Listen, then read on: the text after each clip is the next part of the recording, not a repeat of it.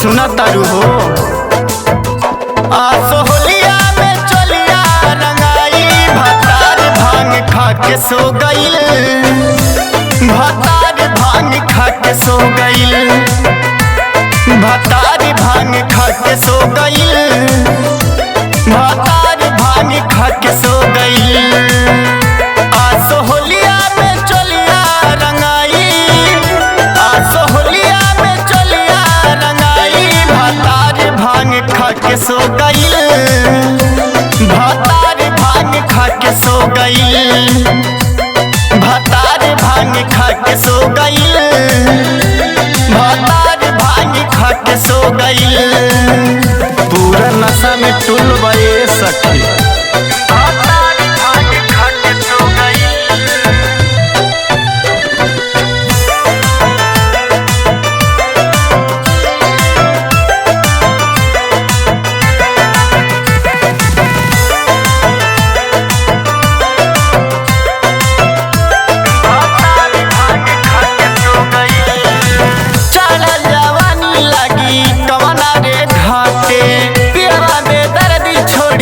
घरवा से भागे रोज के यह ड्रामा बे सखी।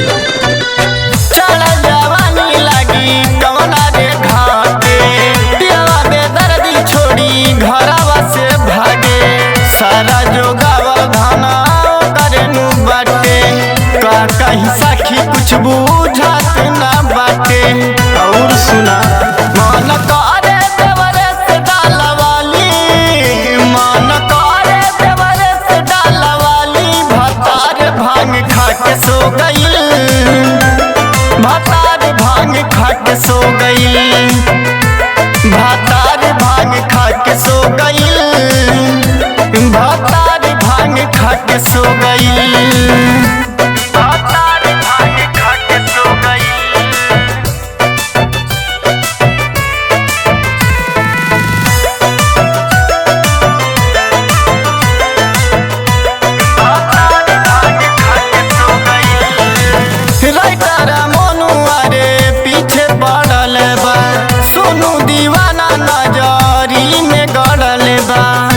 एकदम परेशान करके धैले भये सखी।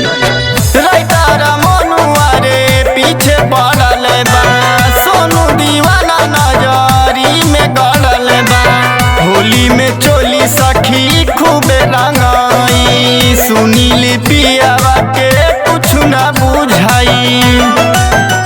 खन्नू देवरे से रंग लगवाई, खन्नू देवरे से रंग लगवाई भतार भांग खा के सो गईल, भतार भांग खा के सो गईल, भतार भांग खा के सो गईल, भतार भांग खा के सो गईल। आसो होलिया में चलिया रंगाई, आसो होलिया में चलिया रंगाई भतार भांग खा के सो गईल, भतार भांग खा के सो गईल, भतार भांग खा के सो गईल, भतार भांग खा के सो गईल। आसो के होली देवरे संगे मनिए सखी।